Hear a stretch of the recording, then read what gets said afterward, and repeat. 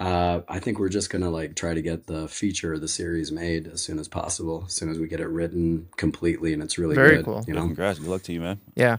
Awesome. Well, let's watch your Thank you. scene that you were on in the pit, and then we'll talk about what goes into making that. Sound good? We're at 5 minutes. Heart rate is 132, pulse ox 79%. Nestle, the Apgar.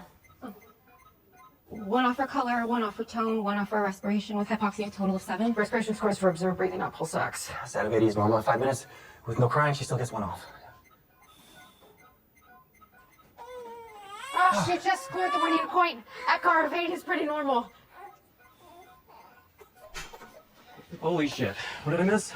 Eclampsia with status, HELP syndrome, cardiac arrest, resuscitative hysterotomy.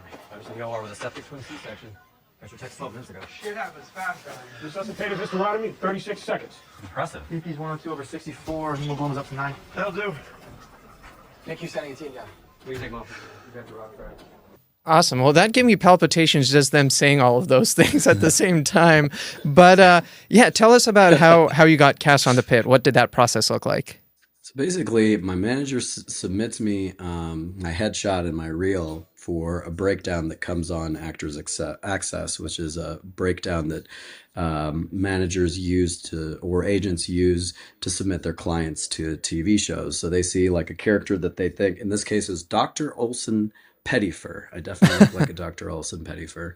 And it was a OB-GYN guy. And basically, she submits me, and then out of all those people, like there's probably Oh, wow. 5,000 people being submitted, right? And out of those, casting will say, all right, I'm going to pick maybe 60 people to tape for this.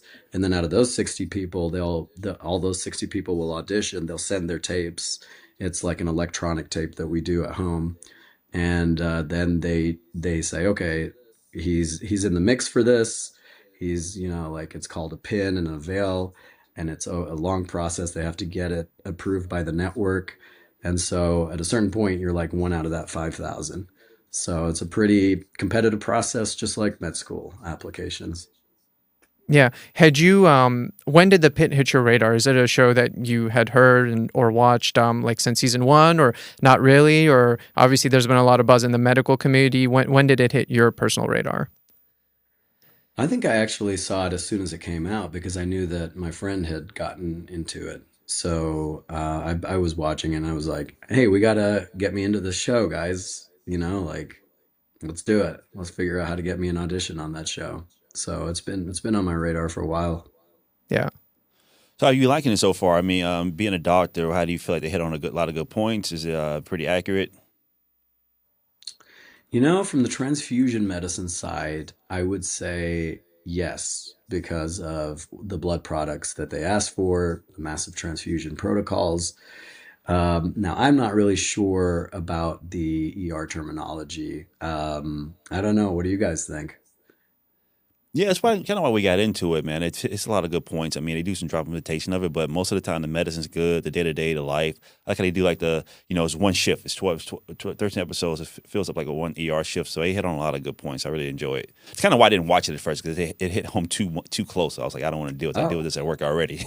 Yeah, I mean, when I was saying I felt wow. palpitations, like no joke. When that clip was playing, my heart went a little quicker. I Yeah. was like, oh man, what if I'm at work and that happens next time?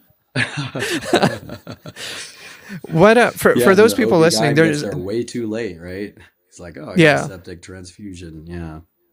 Yeah, for there's some specialties in medicine that are maybe not as patient facing, and you mentioned a transfusion medicine is one of those. So for someone listening who maybe isn't familiar with that, what do you do in like a transfusion medicine specialist?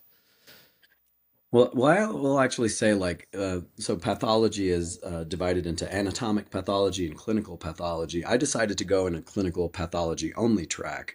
The anatomic side is basically less patient interaction than anything clinical pathology rated. You're basically looking at tissue under a slide.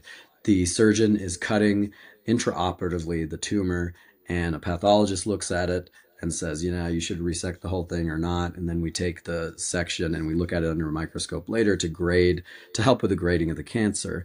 And there's also autopsies. And I just stopped doing that. It wasn't for me, especially like cutting through a foot. I was just like, I'm done, man. This is weird. Why do I have to cut this? Can we get someone else to cut it? Can we get a PA to cut it? I don't want to do this. Uh, but transfusion medicine is another branch of clinical pathology. I mean, there's a lot. It's mostly lab values. Like you're the doctor that other doctors call on to say, hey, what do you think about this lab value, or what about this microbiology result? And the branch that I went into has to do with blood products. So I actually do see patients at the blood donor center, and that's where you go in, you give blood, and you basically take care of all of the people that are at the blood donor center. But also, there's a separate thing called a transfusion service section. And it's not just restricting, platelets and red blood cells and platelets.